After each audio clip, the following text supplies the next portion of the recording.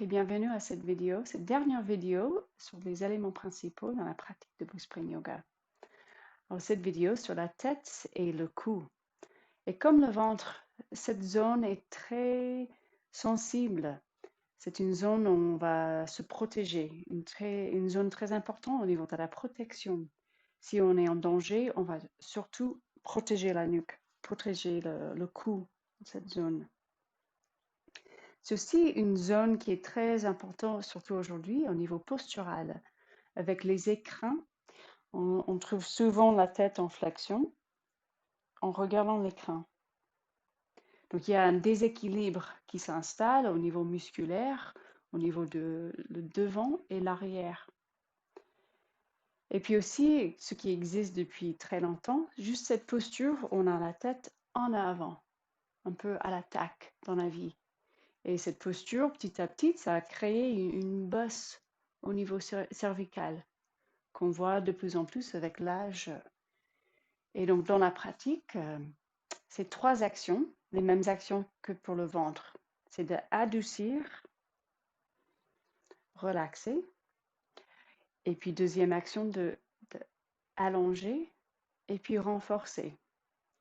Et déjà, ce canal central est un point de repère super pour trouver où on est dans l'espace avec la tête et trouver la bonne position pour la tête. Ce canal central, cette chambre d'air, cette chambre d'énergie qui est longue et courbée et fluide, nous met la tête dans cette position où on n'est ni la tête en avant, ni en flexion, ni trop vers le haut. Voilà, donc ces 3 actions. Donc on va se mettre debout et on utilise comme toujours les mains comme point d'appui pour trouver où on est dans l'espace. Donc on va mettre la main juste derrière et on presse la tête contre la main. Donc il y a ce mouvement en arrière mais aussi vers le haut, dans la direction de ce canal central qui va depuis le bas du bassin jusqu'au sommet du crâne. Donc là, on peut prendre une position d'équilibre. On pousse le genou vers l'avant, les hanches se déplacent en arrière et juste un mouvement au sommet du crâne qui tire dans le prolongement de la colonne. Et avec l'appui de la tête sur la main, on renforce ces muscles au niveau cervical. Et on peut relaxer au même temps au niveau de la gorge, ce centre de l'expression. Donc on relaxe la gorge. Aussi, quelque chose qu'on peut faire qui est très, très thérapeutique pour la nuque, pour le cou. On met une main sur le cou, sur le côté, et on presse un peu aussi vers le haut. L'autre main, on peut presser contre la tête, d'encourager un petit mouvement en flexion latérale, mais sans rétrécir. Toujours d'allonger le canal central. On peut même faire un point avec la main si on a des grosses tensions au niveau du cou. Donc la tête en flexion latérale. Donc le même principe, comme dans le ventre, l'espace. On veut créer de l'espace. Donc on descend jusqu'à 4 pattes. Parce que comme toutes les actions, ça ne change pas si on est debout ou assise ou à 4 pattes. Donc là, la main en appui, la tête qui presse contre la main et vers l'avant.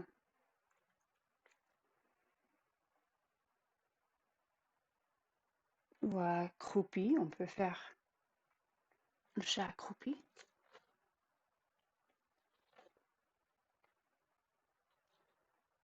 Et si vous avez quelqu'un à côté de vous, même un appui carrément sur la tête et on presse pour bien sentir l'ancrage de la tête dans l'espace. Et puis on descend jusqu'au dos.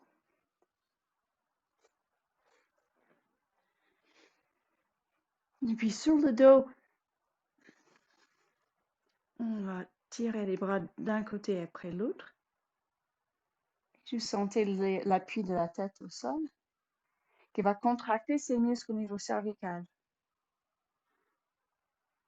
En même temps, on se relâche au niveau de la gorge et sans rétrécir. Donc, ce déséquilibre avec toutes ces écrins, cette posture, cette mauvaise posture, avec la tête en flexion tout le temps.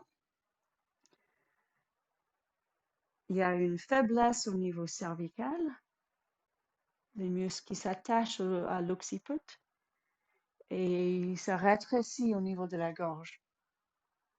On travaille juste de rééquilibrer toute cette zone et ça masse un petit peu l'arrière de la tête.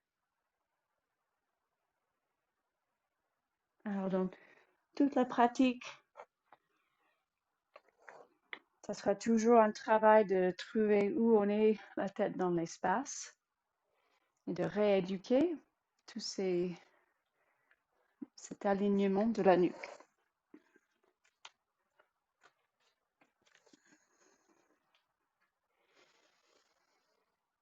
Et donc, on revient en fait vers le cœur rayonnant et le canal central, qui est essentiel pour trouver déjà les racines et puis la bonne position de la tête pour faire cette posture.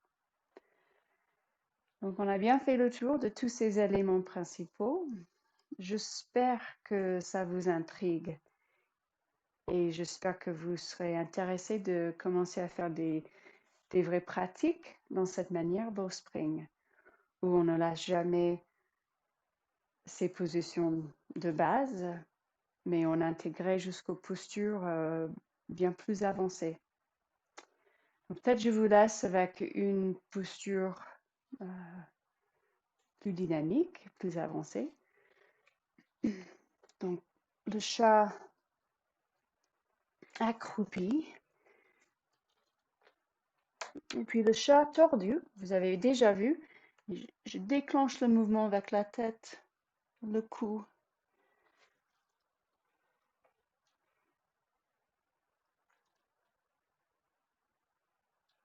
Et toutes ces actions, je ne lâche pas. J'essaie de penser aux pieds, les actions des genoux, des jambes, les hanches. Et les mains, les bras, le cœur rayonnant. Ont toujours les mêmes formes, toutes les courbes naturelles du dos.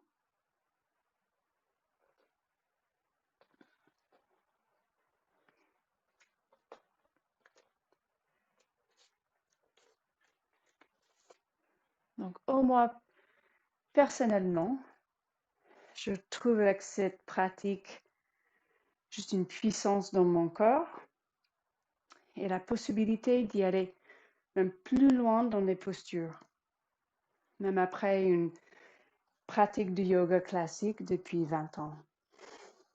Donc, je vous remercie et à très vite avec des petites vinyasas, on dit kata dans la pratique Bowspring.